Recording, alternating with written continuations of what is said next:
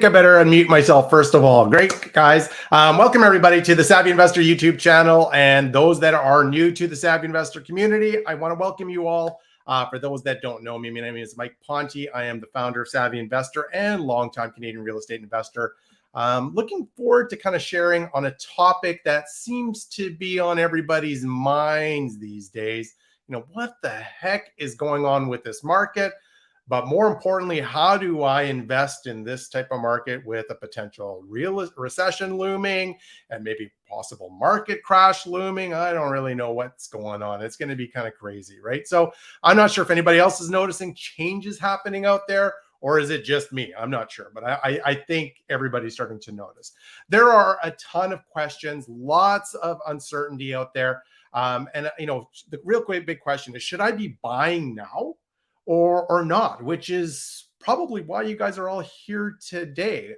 So which is why I thought I'd bring this as a topic for discussion to help support our savvy investors, help share some insights, and maybe even sharing a little bit about what I'm even doing today in this kind of bizarre, crazy time. So with that being said, I want to enforce everybody, this is a YouTube live. So we're talking live right now, and I can see your questions and comments. So don't be afraid to say, hey, Mike, how's it going? Or commenting or asking lots of questions. So I want you guys to be those keyboard warriors. I want to make sure you engage as much as you can, ask lots of questions, share comments about how everybody's feeling, because let's make this a really great, engaging session, because I always love making our presentations as engaging as we possibly can.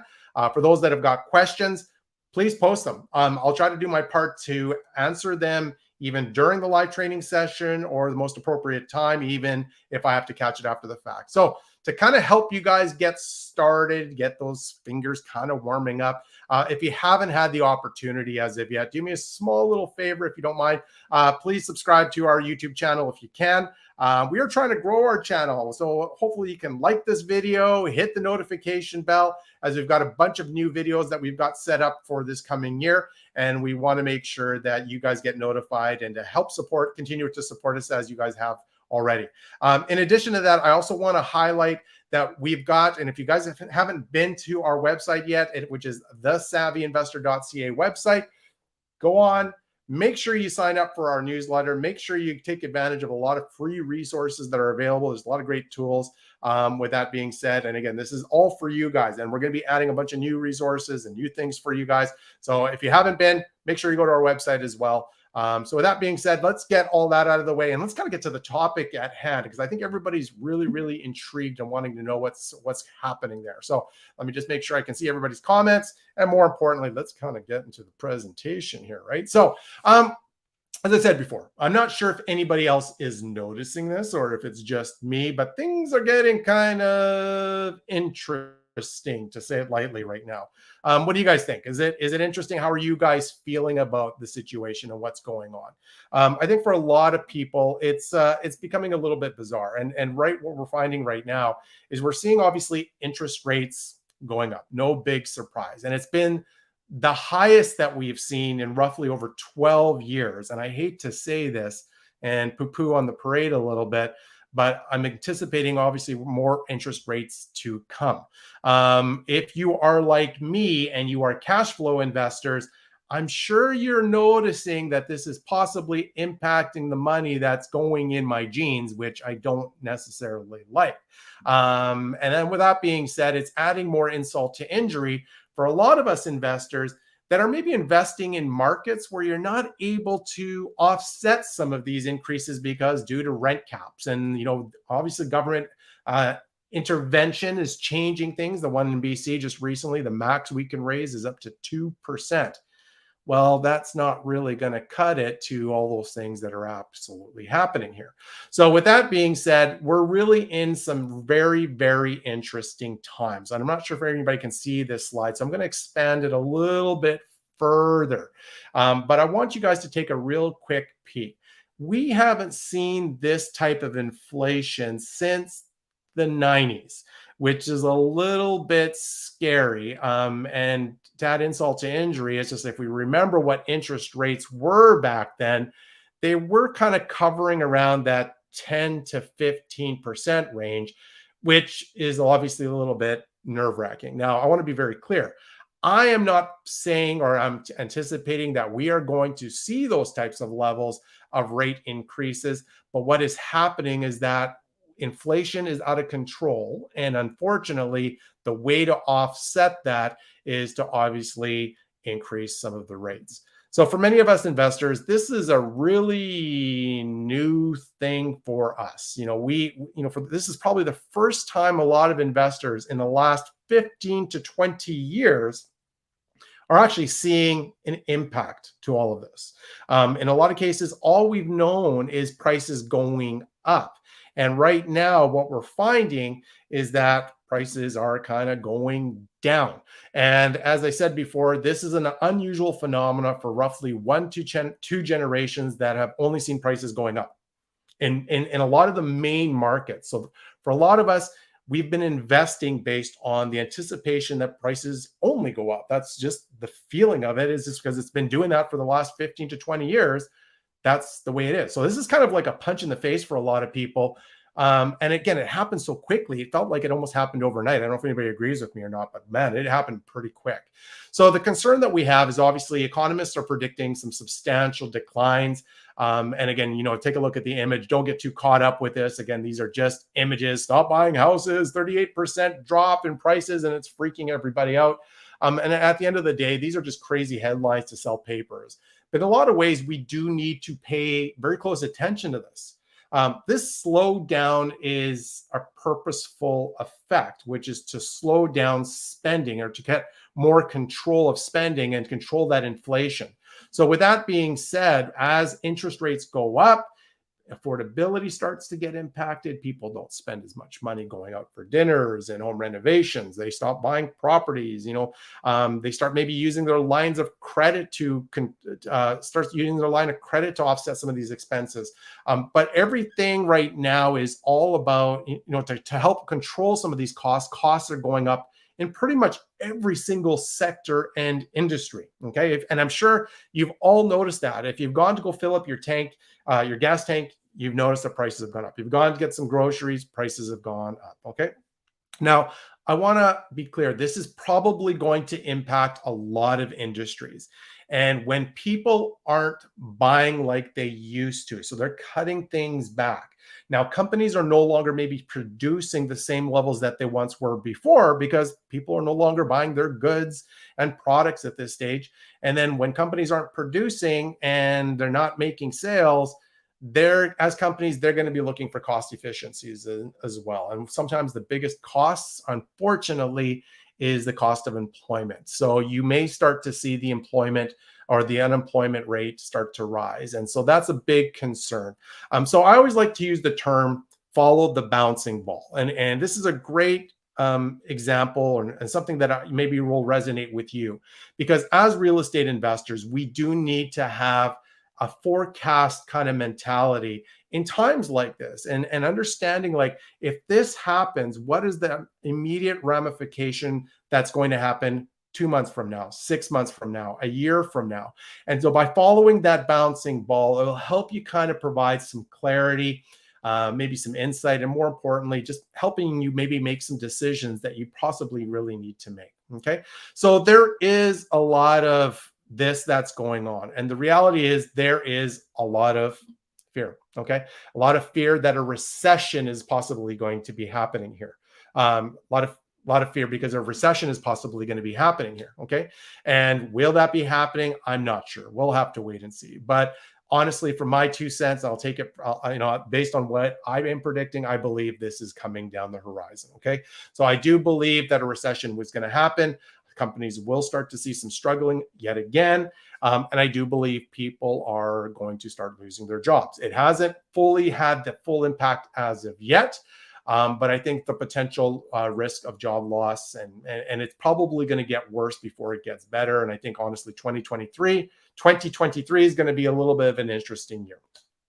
So with that being said, there is a lot of noise, a lot of news out there that is really creating a lot of, fear. And with fear, people are kind of panicking. And it's the fear of what's happening right now. It's the fear of kind of what's to come. It's the fear of maybe taking action. For us investors, It's more of the fear of maybe moving things forward.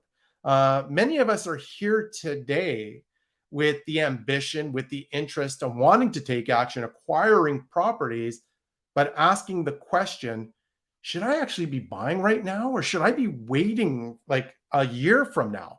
If this is you guys, if you guys are asking this, I highly encourage you guys to share that in the comment that and say, hey, this is me, because I can guarantee you most of you are here for that exact reason. And it's okay to be open and honest about that and saying, I don't know if this is the right time to be buying. But during times like these, I always reminisce on a great quote from a really great investor. And many of you guys have heard this before. And the gentleman's name is Mr. Warren Buffett. And for those that don't know or haven't heard this, it's a really simple rule that he lives by. And the simple rule dictates my buying. Be fearful when others are greedy and be greedy when others are fearful.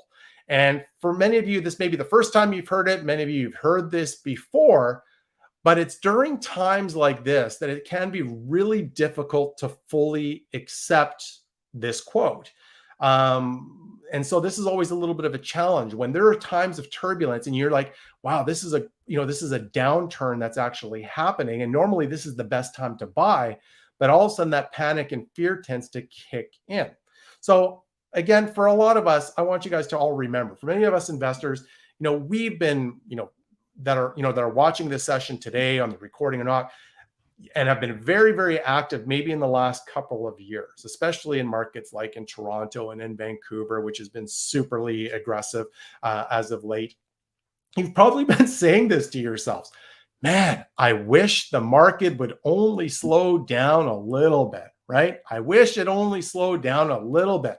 I wish there weren't as many multiple offers on this particular property. I wish I didn't have to go 20, 30, 50, $100,000 over asking price to get this lot locked up. Anybody say that? I don't know if anybody said that.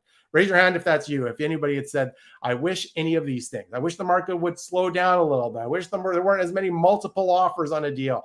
I didn't have to go over asking price. Well, guess what, guys? Your wish has now officially come true.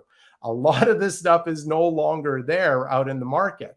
And so congratulations, some magic genie has actually been listening to you, okay? Now I want to be really clear. I'm not saying everybody should be going out there jumping and buying every single listing that's out there, but buying it is really depending on investing smartly during these times. So when you're about to acquire during this type of challenging time, it's all about being smart. Okay.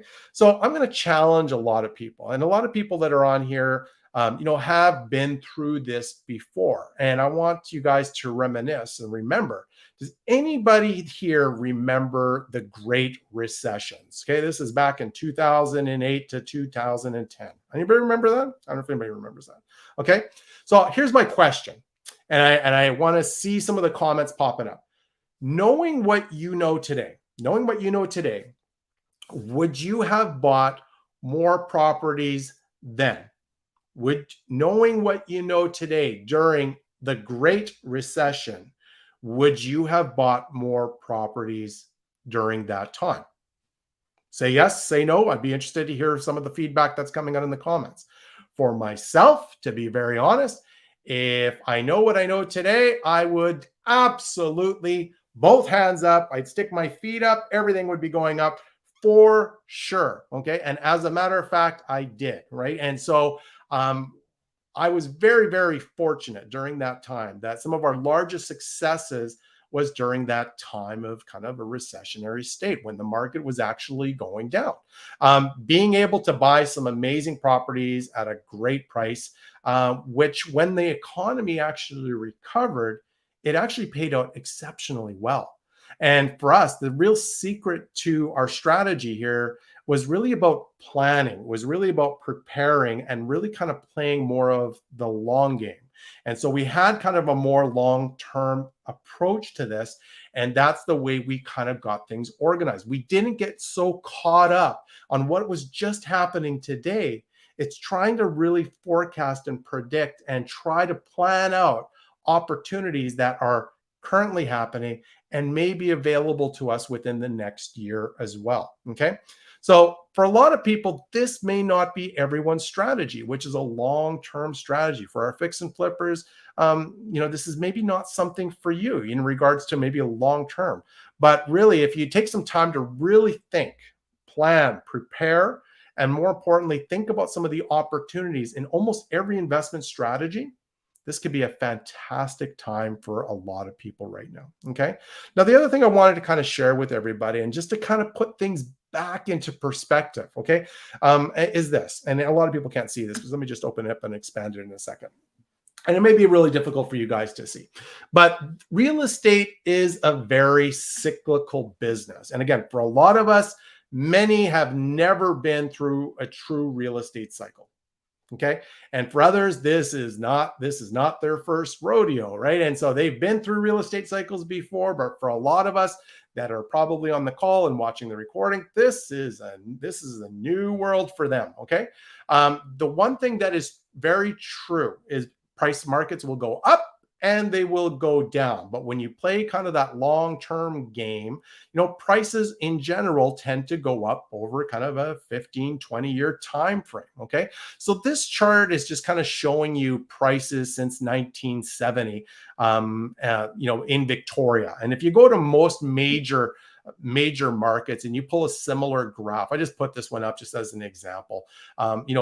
If you see the graph and you're seeing where prices are, that kind of old saying, the best time to be buying real estate is today, right? Because over time, and if you've got that long-term approach to this, real estate should always do well. Yes, there's always ebbs and flows that tend to happen within the market, as an example like this. But at the end of the day, it's really about your investment strategy and your focus. So if people are kind of getting caught up with just what's happening currently, they may not be looking at it from a long-term strategy. Okay. So the biggest obstacle that I tend to see for a lot of people is this. Okay. It's really about, sorry guys, it's really about, the biggest issue that I tend to find is it a crisis or an opportunity? And the biggest hurdle for most investors that are maybe here right now, the biggest hurdle is right here, between us ears, right here. Okay. And that's where you have to kind of really figure this out. Are we looking at this as an opportunity, or are we looking at this as a crisis? And I want to be clear, for some, this is actually a crisis, because especially when you're managing an existing portfolio, your strategy may have been focused on prices continue to go up. And all of a sudden my cash flow is being fully impacted. And so my little bit of advice that I'm giving everybody that is in this, under this umbrella a little bit, is don't bury your head in the sand. Okay. And it's really, really important. And burying your head in the sand and wishing that it would just go away. The key that you need to do as investors is make sure that you are taking action and looking for solutions, asking for assistance, looking for support from your fellow colleagues, your fellow savvy investors. And again, I can understand why it can feel a little bit lonely too, because sometimes we just don't want to share this information. But don't bury your heads in the sand. Okay. Now, for others that are maybe anxious, they're like, hey, you know what? I've been wanting to get into real estate investing, but this is a big matzo ball that's sitting there. But for others that have been doing this a long time or looking to get, this is an actual opportunity for sure. Okay. But the problem is, a lot of people are just confused if, should they be doing this, yes or no, right at this very moment. And again, this is probably why a lot of people are here. So I challenge everybody, when you're looking at either a crisis or opportunities, revisit what we talked about in 2008, the Great Recession. Saw some comments saying, absolutely, we would definitely buy more. Okay. Many investors during that time created generational wealth during that challenging time. Okay. And in a lot of cases, to help provide clarity up to that obstacle between our ears, is to go back to the past and revisit similar situations that have happened. Okay. And when you go back and take a look, recessions have happened, depressions have happened. There's been all sorts of different things. But the real question is, what are our current what are seasoned investors doing right now? Okay. You can look back, look at history, but don't be afraid. Start to talk to people that have been doing this a long time. Seasoned investors are going back, looking at their notes from back then, people that have been investing for 20 years, like myself. And they're like, I remember when this happened. And now with this possibly looming yet again, how do I continue? How do I plan? How do I prepare? And more importantly, take action now, right now, to uncover opportunities, possibly today, but it doesn't have to be today. But how can I prepare for either taking action today on very good opportunities or possibly in the very near future, short term as well? Okay. Now, here's the ugly part of a potential recession looming and, potential crash. And again, I'm not sure if this is going to happen, but it is going to put some challenges in place for people. And that is the ugly part of the business. Okay. And part of it is people will struggle. And there's probably people struggling right now. And there might be people that are on this right now. Paying bills is becoming a lot more challenging, making mortgage payments becoming much more difficult. And then just the anticipation of further rate increases is creating possibly some challenges, but more importantly, is making families have to make some really tough decisions as well. And that's one of the problems. Okay. And so this is actually happening right at this very moment. Okay. And of course, with these types of challenges that occur, these create opportunities for us investors. Okay. And that's the reality of it. But truly, you know what, we need to be looking at this type of situation where these individuals are looking for solutions, and maybe we are their solutions to help them overcome some of the challenges that they may be facing. So we got to be honest with ourselves. Okay. So with that being said, we got to remember what our business truly is. And no matter what, our business has always been in providing housing. Okay. That's the one thing for sure. No matter what, people will always need housing. Okay. For sure. And I think for everybody needs to remember this, and this is our business, and this is what we're trying to provide. So people, no matter what, doesn't matter what challenges are going to be occurring. If you'll see people need housing, they may start to downsize to potential maybe smaller homes. They may become renters. Okay, let's just say foreclosures happen. Again, I'm not here to say that that's what's going to happen, but let's just say that situation does happen. Okay, people will still need a roof over their head, no matter what. Okay. So other things that you can consider is maybe possibly downsizing, maybe transitioning to potential homeowners to renters. Okay. The other thing that you might start to see as well is people moving to more affordable locations. This is becoming so much more relevant today as people are now it's much more acceptable to be working from home thanks to COVID. Okay. So there will always be demand for housing, but it's where you should be basing a lot of your focus on based on this current economic climate. So should I be focusing on smaller houses? If people are really struggling, will they be renters? Will people start to move to maybe a different market? Okay, maybe right now is not the time to get into luxury homes. Okay, that's just my 2 cents. It's maybe not the right segment at this stage of the game that you want to invest in that segment, but maybe something in more affordable housing. Okay, maybe people aren't able to buy houses. Maybe there'll be a lot more demand for renting of townhomes because it's maybe a lot more affordable to do that versus a bigger property or bigger house. Okay. So I want you guys to really remember this because I'm saying the terminology affordability several times, but that's really one of the key things a lot of us need to be understanding. And we'll be talking more about affordability as part of your guys' investment strategy because it's going to be extremely key, definitely for this year and most likely 2023. Okay. The other thing that we also take into account as well is rents are currently going up pretty much across the country. Okay. Vacancies are down.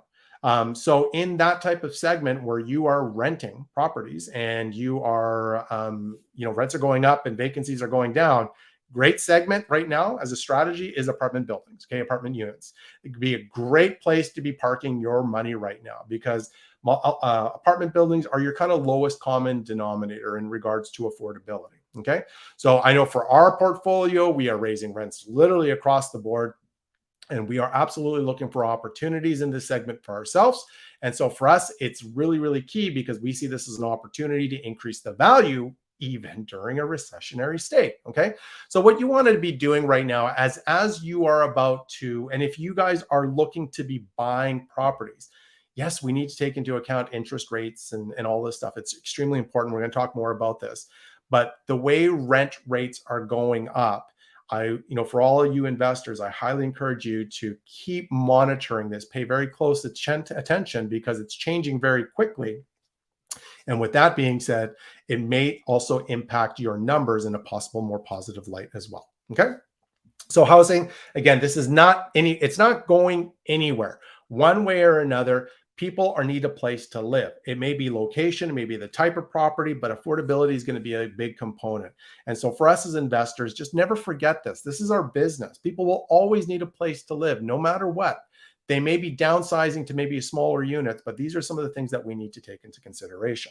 So in addition to that, the one thing that popped up, and I love this terminology, but us as investors, if you guys are looking to get in or wanting to invest during this time, if you guys are looking at this as an opportunity, the one advice that I'm going to give you guys is make sure that you understand your buy box. And a lot of people don't know what this means, but I heard this in a webinar and I can't remember what it was from, but I was watching and I'm like, it was brilliant. Okay. So for many of us, I found that many of us have bought through websites or maybe even Amazon, and they've seen the buttons exactly like this and seen something like this. Okay. And then they see a terminology that says add to basket. Okay. If you see that terminology, you are technically just setting it aside and I will take a look at it after. You haven't really fully committed to that, okay? And so the question is, understanding your buy box is really about confidence that you want it, that it fits all the criteria you're looking for. It's that kind of buy now, one click. So the question that you should ask yourself is, do you know what your buy box is when it comes to investing in real estate? So this is really about understanding your ideal investment criteria that you are looking for when acquiring properties during this time. Okay. So as some of the things we'll talk about is minimizing risk. But if you are about to buy a property in this particular market that's potentially downsizing or depreciating, what does the property need to look like for you to make the acquisition? What's the type of cash flow you're trying to generate? What's the type of property you're looking to invest in? Is it maybe a multifamily with 70% two-bedroom suites, or it's a home with a basement suite fully ready to go and it's fully and it's legalized? Okay. What about pinpointing an exact location or a community? Okay.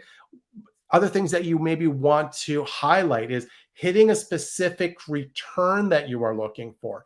The other one that I love and I use definitely today, and I've always used it, is always having a cushion. What type of cushion? And when I say cushion is if the market price is here, and I'll just kind of change the image. If the market price is here, I want to be buying kind of here. So this is what I call the cushion. And so if prices go down, I've got a cushion to protect myself. And so maybe that cushion is 15 to 20% below market value, but have you start to determine what your buy box is? So what you want to do is take a moment and really identify what this looks like. Take a moment to write it down, have an image of what this looks like. And so when an opportunity comes and it checks off all the boxes, it tends to kind of look a little bit like this. Buy now, one click, because it's fitting off a lot of those particular things. The other part to this that you want to communicate is when you know what you want for your buy box, it becomes very good in regards to communicating with your realtor as well, because this way they know what you're looking for. Their job is to help support you to try to find that specific fit. Okay. Now I want to kind of quickly share a story, but I had a realtor many years ago when I first started, and it was exactly this during this time. It was around 2009, roughly during a recessionary state. And, for me, she knew exactly what my buy box was, and she knew it very clearly, and it went off without a hitch. And she was out there scrubbing numbers, making lots of calls, making lots of contacts. And there were several times all of a sudden the phone would just be ringing. But I remember one situation specifically where we had this apartment building that was just absolutely amazing. And she was quite excited about this, but we had to react quickly. She knew what the buy box signals were and what some of those key things were, and we reviewed it. I'm driving, and I said, let's pull the trigger on it and let's proceed accordingly. And I'm not telling you guys to do this. I shouldn't have done this, but here I am placing offer acceptance and e-signatures right on the phone and just getting it done. without actually looking at the property. And that was amazing. But she knew exactly what my criteria it was in my buy box. So then what happened is we became very, very efficient. But more importantly, she knew what to look for, and she was out there hunting for those types of opportunities. Now, I want to be clear. Even though I'm referencing a buy box, one click, please take your time to do your due diligence. Of course, you should still have time to review it, and you have more time. But what you're trying to do in understanding your buy box is having clear criteria of what you're looking for. What are those key things that you need to have to say, I'm going to buy now if it hits all of these buttons? So ask yourself, if you're buying in today's market, what does that property need to be, look like, and accomplish before I actually go and acquire it? Okay. So again, understand your buy box. It's a really important one. And like I said, by having that clarity, it makes the process a lot easier for you and your investment team to make the right decision and see if it's the right fit today and even tomorrow. Okay. And next step here for this, for those that are looking to get involved, and this is a big one too, is being cash ready. It's a no-brainer, really. So with real estate markets kind of in decline, and again, some are doing worse than others in some cases, but have you fully capitalized on the capital that's available to you? A lot of us started with the home equity line of credit. Has it been 2 or 3 years since you revisited all that equity that may be sitting still there? Maybe this is the time to go back and revisit, because if it's been a while and prices are going down, maybe this is that time you want to get yourself in much more of a stronger cash position when there are opportunities. Okay. So again, if it's been a while, I encourage people to get themselves into cash. For those this is the first time listening to me speaking, and I want to be clear, this isn't the time for you to set up your home equity line of credit. It doesn't mean you need to use the money and you're making payments for it, but you just want to have access to this. So when an opportunity becomes available, that you have the ability to proceed with this. Okay.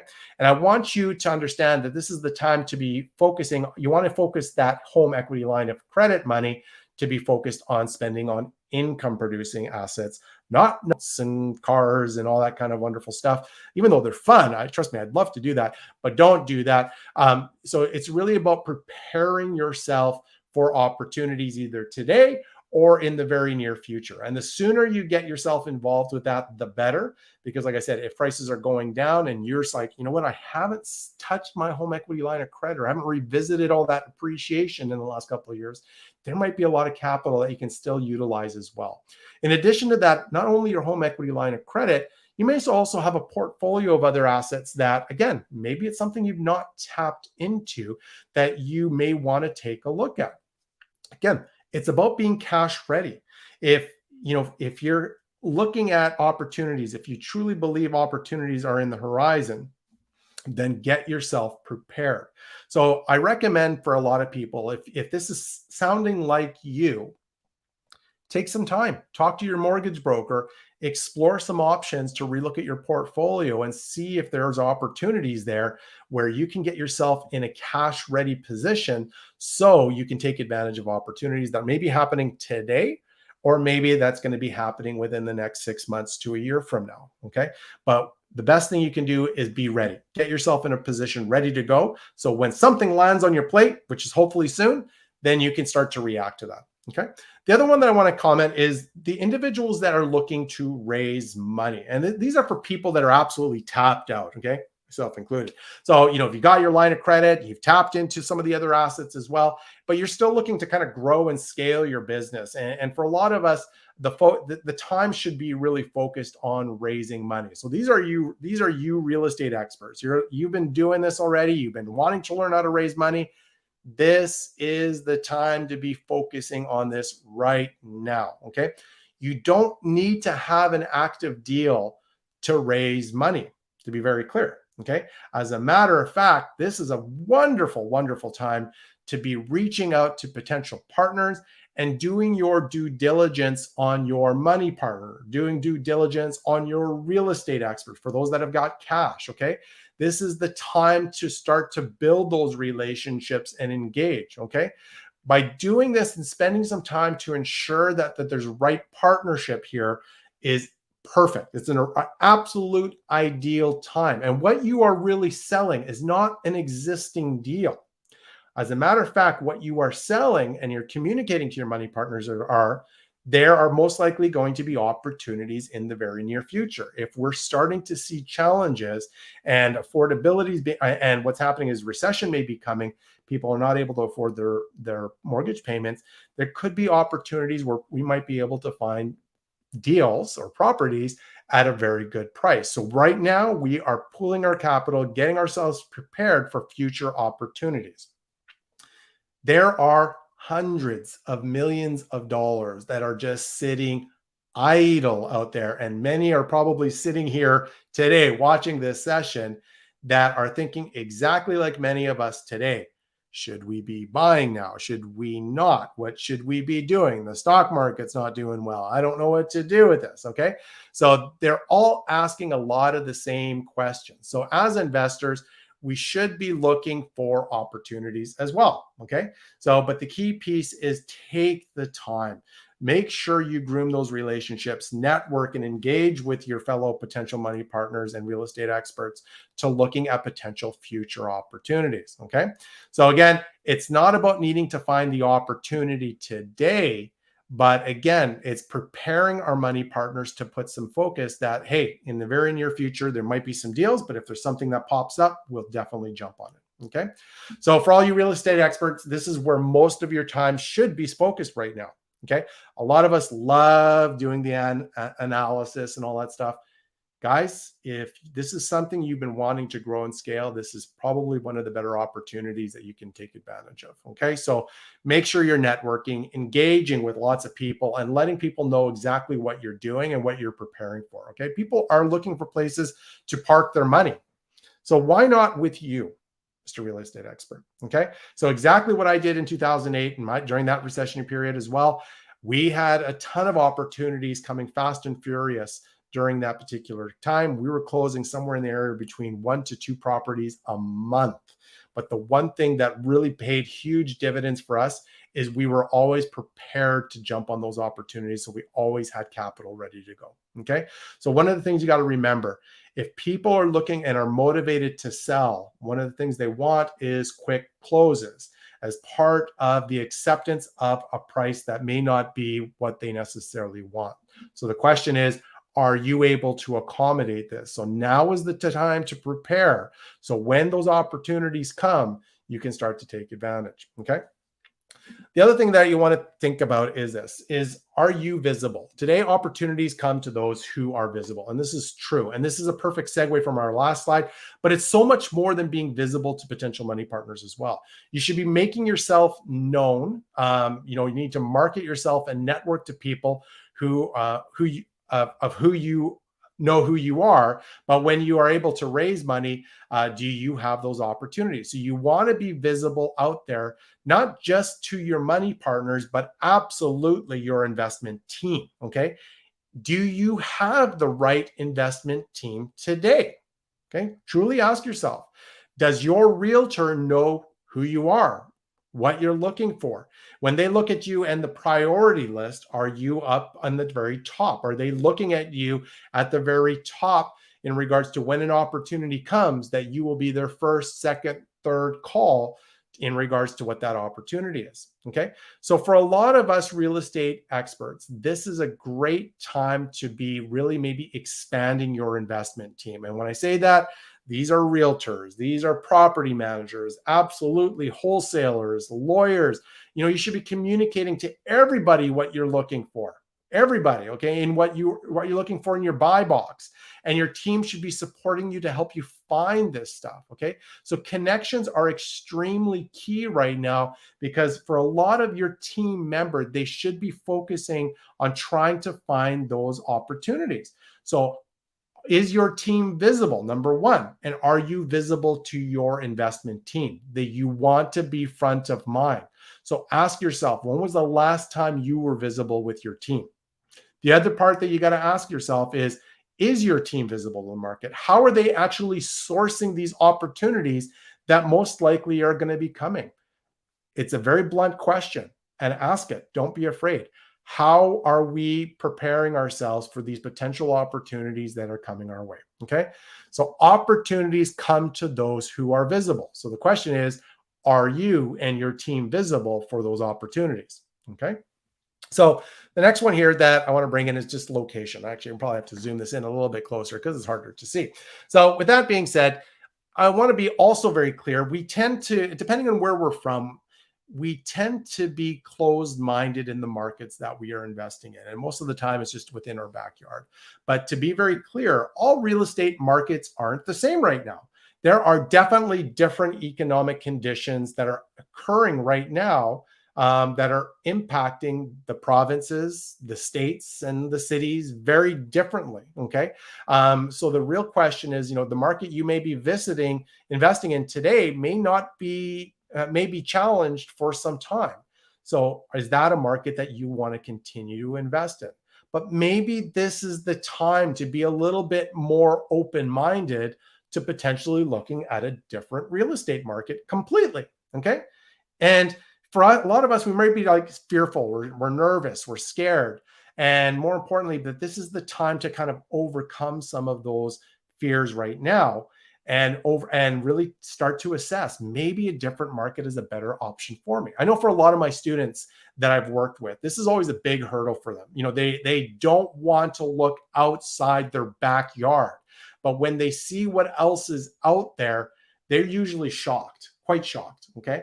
But this is where us as investors need to be really looking at the market from more of a global perspective. Take a real good look. There are opportunities everywhere out there. And just because your market of comfort is no longer producing, maybe there's a better market that's up there.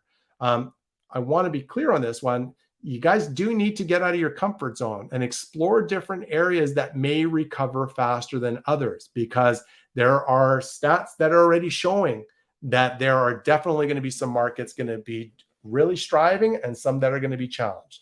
So again, being open to new markets, this is a great time to do your research.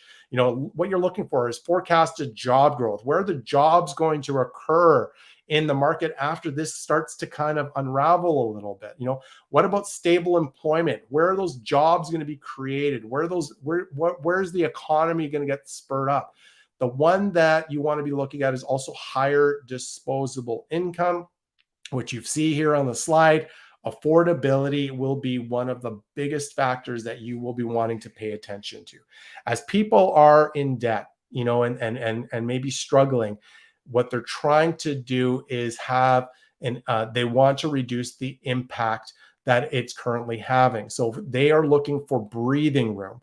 So they want to maybe anticipate, they will take a look at other different options, potential migration to maybe other cities, smaller markets, maybe even different provinces. And really the key thing is they are looking for affordability. Thanks to COVID, as I mentioned earlier, it's becoming much more accepting to work remotely or at home. So with that trend occurring from COVID, we should anticipate that with markets that have better affordability, there could be more opportunities in those particular things. So take the time to do some of this research.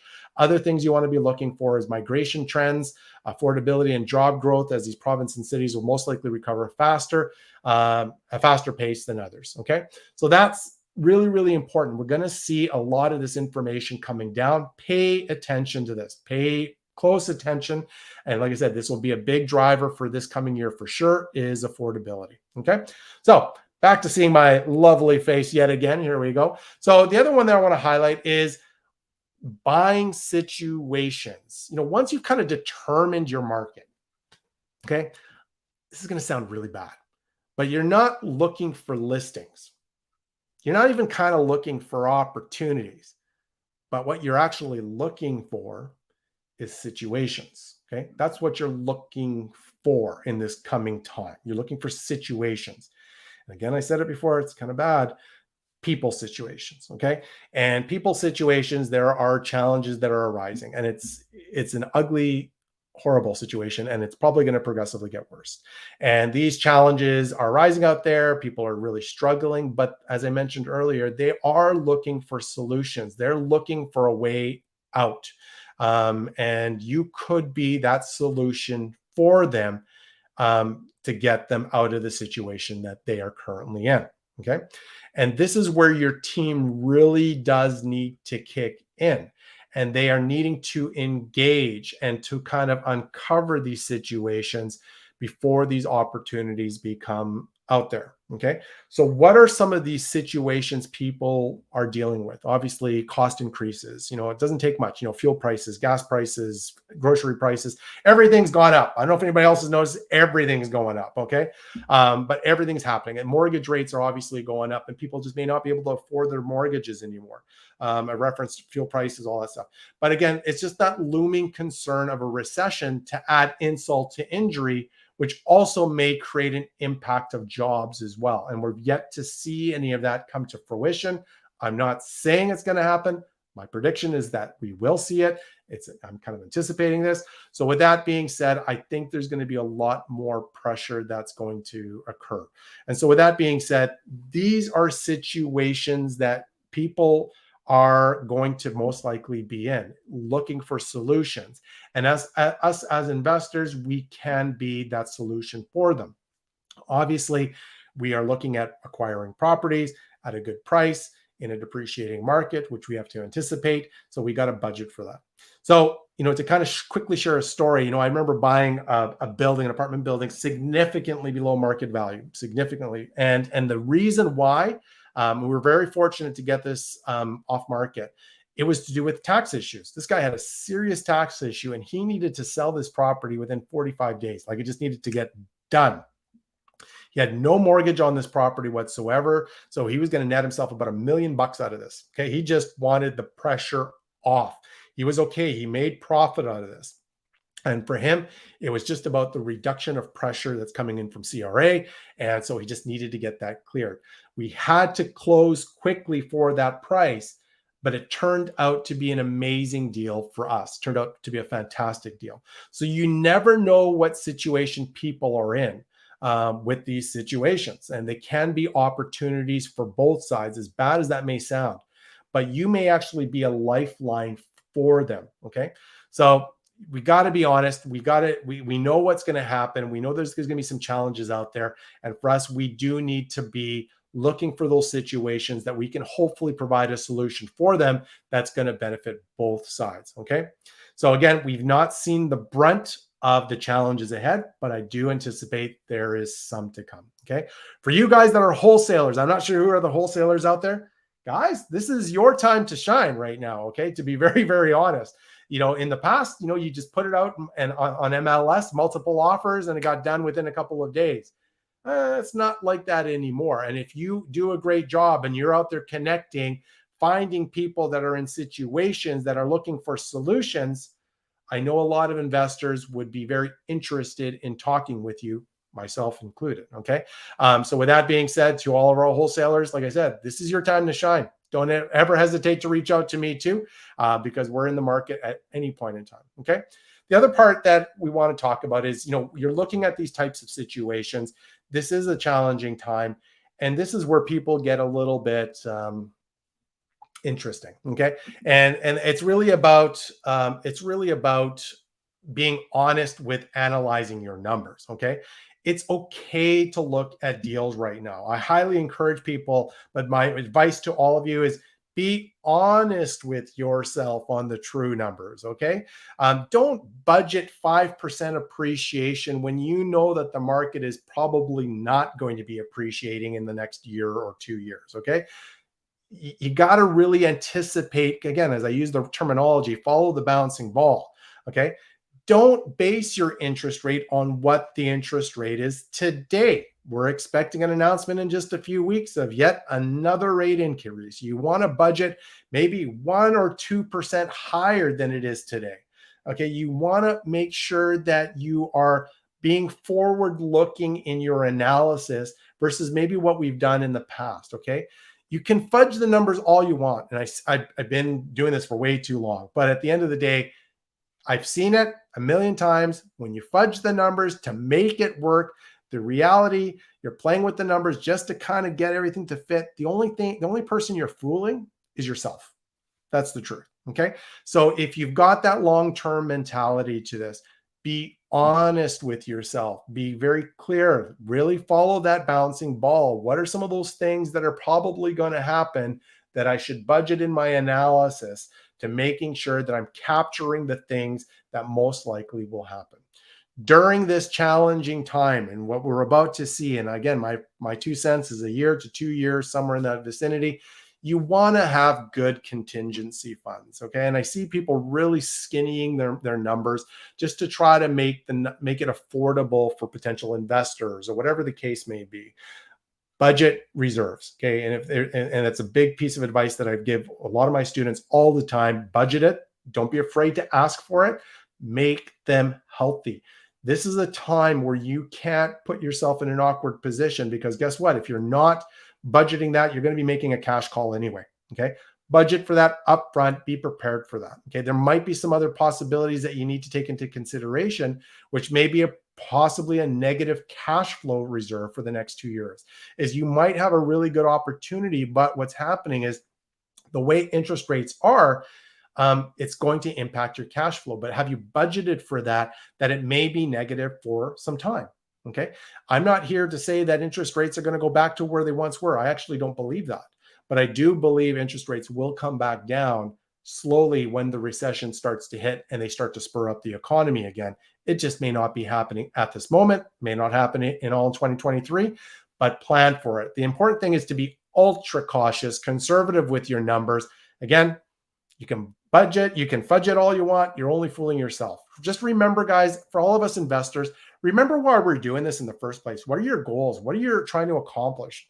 If the numbers don't work, okay, they don't work. So you have a couple choices. You can adjust the purchase price and go back to the seller to make it work to where it needs to be. And if they say no, oh well, move on to the next one. And that's the reality of it. There's always more deals in the horizon. There's always better opportunities, but make sure that the numbers work for you. Okay. So the next one I want to highlight is minimize your risk. I should probably expand on that one too as well. But some people are going to agree with me and disagree with me, and that's okay. Because I always have conflicts with people when I talk about this, but that's okay. For me, this is what I'm a big believer in. This is how our business has always been built. And, for myself, kind of riding out 2 recessions, actually 3 recessions, I'm a big, big believer that you make your money on the buy, truly. Okay, so you make your money on the buy. Okay. With that being said, this is where I see opportunities coming in. Okay. So again, it's about mitigating risk based on current reality. Okay. So again, you're looking for situations, you're looking for motivation. And what you're trying to do is to mitigate that is to ensure you have a cushion. Okay. So by buying stuff that's kind of below market value in this and during this time, it does protect yourself, okay? So what you're trying to anticipate as you're looking through this is you're trying to determine what future market decreases are probably going to occur. What's the depreciation going to look like?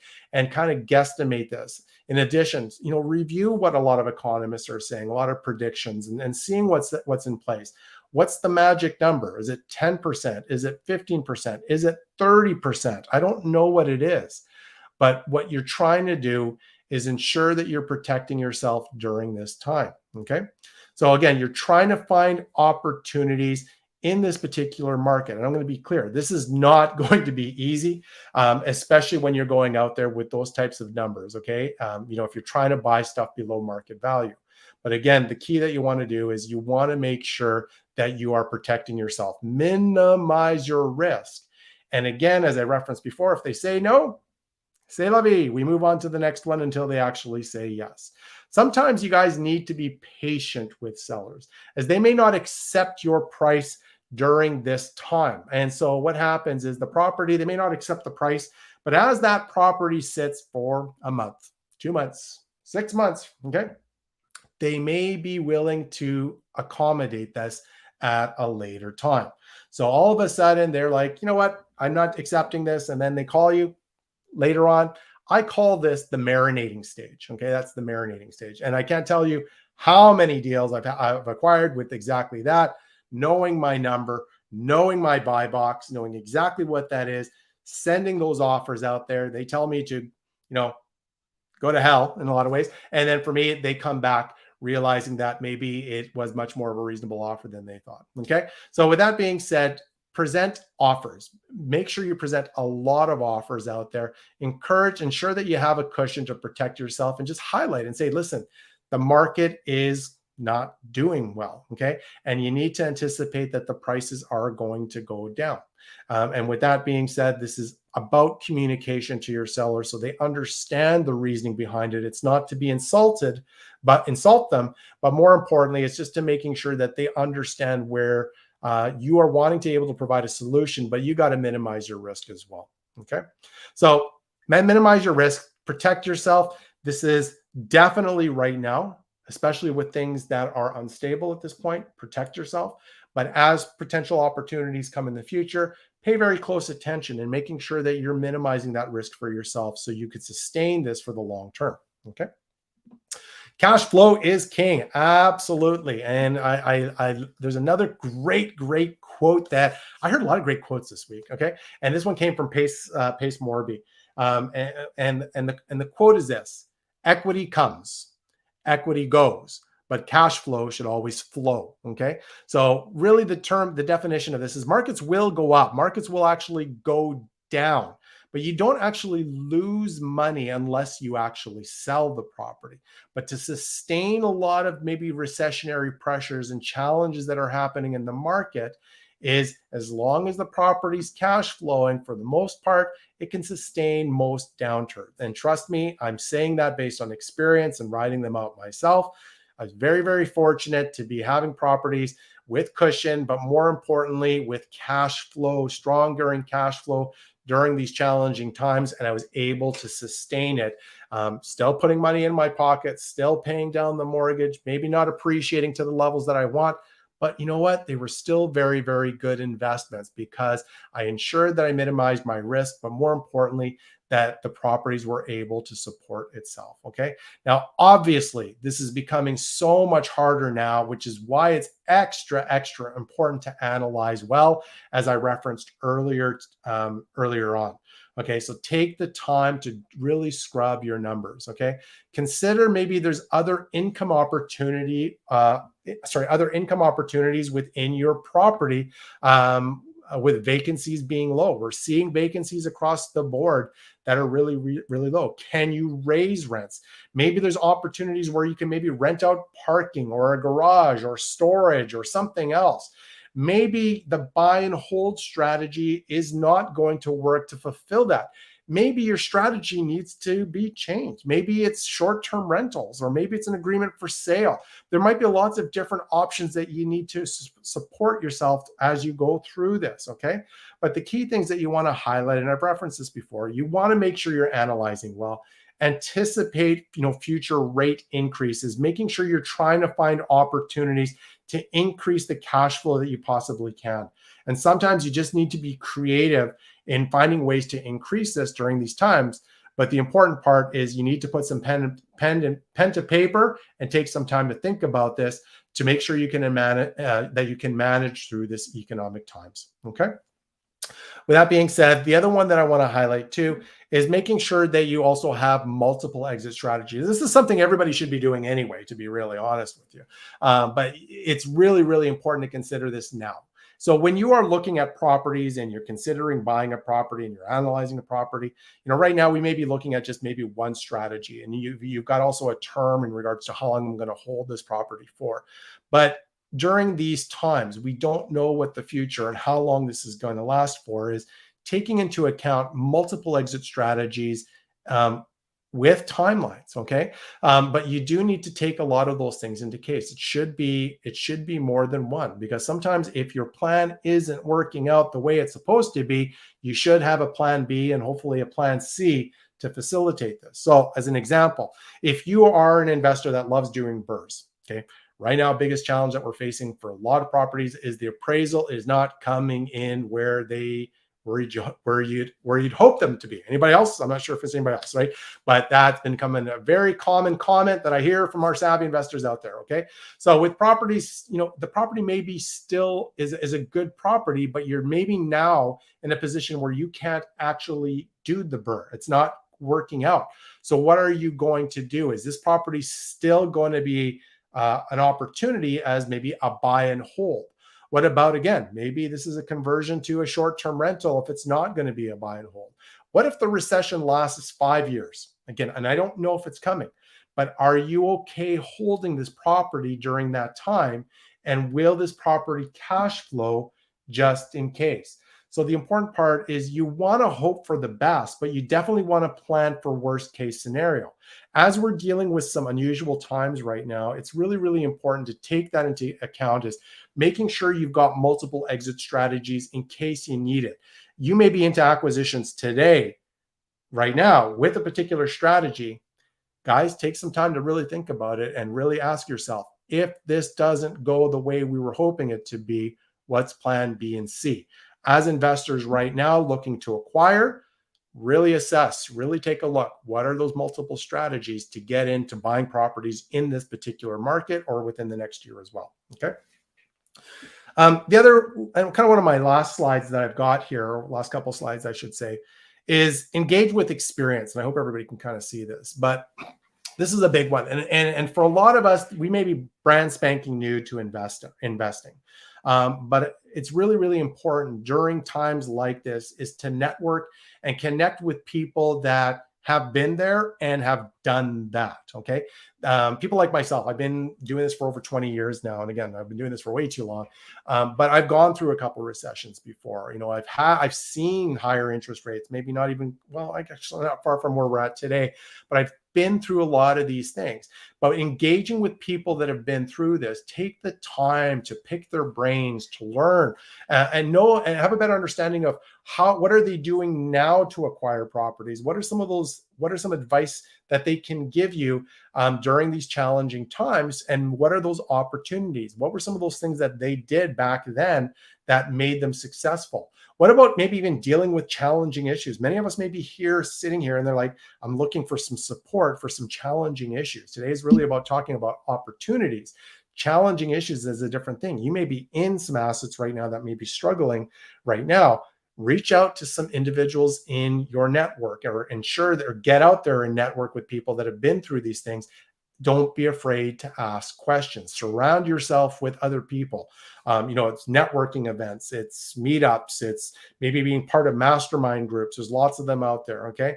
The reality for a lot of investors that have been doing this a long time, we are going back to our notes from the past, revisiting things that worked well, that did not work well, so we can revisit all the lessons that we have learned that hopefully helped us, made us successful during that time. So engage yourself, guys. Be part of information sessions like this today. Set up consultations with others. Don't be afraid to set up a meeting with others. Many of us do this, including myself. For anybody who wants to set up a consultation with me, just go to our website. I'll put a link on in the details of this webinar. So if anybody wants to set it up, I'm happy to have chats with everybody. Okay. You may feel like you're alone because, it can feel very, very lonely during these times. You're like, I want to buy, but I don't want to be making mistakes. And I get that. So you're scared to maybe engage and proceed. But again, it's just maybe fear right here. Again, as I referenced, this can be our biggest obstacles right between our ears. Okay.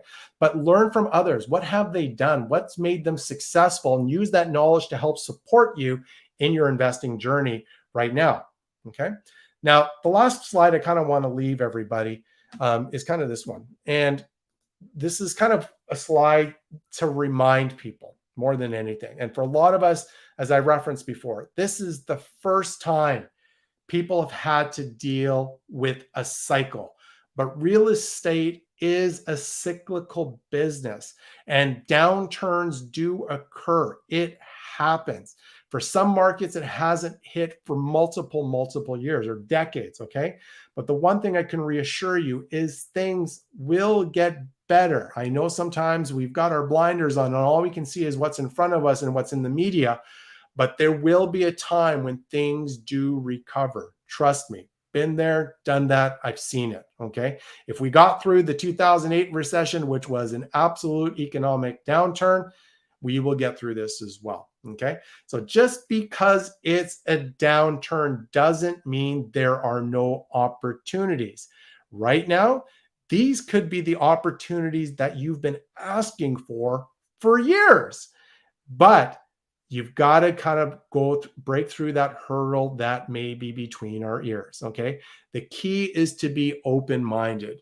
Get yourself prepared. Start to plan. And it's all about acquiring right. Okay.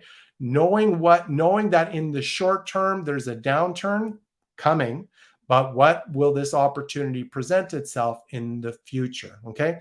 So take a lot of time, and I hope this resonated well in today's presentation, to implementing some of the things that we discussed today to help you maybe make the right investment decisions today. There's lots all of us can do. It's not that you have to buy properties now, but it's all about also preparing yourself for what the opportunities will most likely occur in the very near future. Okay. So there are opportunities out there, guys. And again, you just need to go out and find them. Make sure it's a fit with your investment goals, even with these inflationary rates and with these interest rates that are going through. It's just about taking the time to plan, organize yourself, making sure you understand your buy box, and then having a very clear strategic plan. Protect yourself with mitigating risk by having yourself a cushion. And more importantly, there will be some opportunities out there. I know for myself, I'm very excited about it. And so hopefully this video or this webinar is going to help support you guys in also looking at it this way as well. Okay. So with that being said, we're wrapping up tonight's session. I'm a little bit behind schedule here. If anybody's got any quick questions, post it on there right now. So while if there's any questions, I'll try to answer it. So with that being said, again, I want to thank everybody for being part of the live training session. And I do really hope you found some value from today's training session. If you have not done so already, please, again, do me a small little favor, hit our little subscribe button, because we've got lots of great videos planned for everybody. Hit that notification bell to keep you informed of any new videos that we've got planned for ourselves. As we upload them, you will be notified with that. Okay, so regardless if you guys are watching this live or the recording, I want to also let you guys know, post your questions, share your comments below for me, and I'll make sure that I respond accordingly. Okay, so again, guys, I want to thank you all so very much for attending, and we'll see you at our next Facebook or YouTube live very, very soon. Cheers.